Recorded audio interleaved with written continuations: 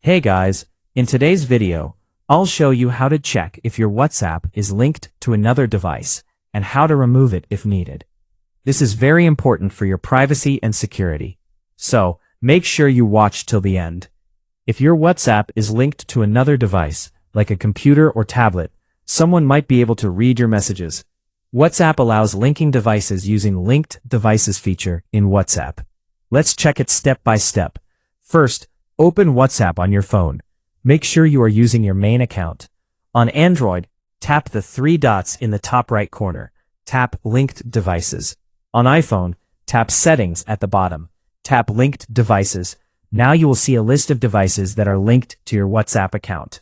If you find a suspicious device, tap on that device. Tap Log Out. That device will no longer have access to your WhatsApp.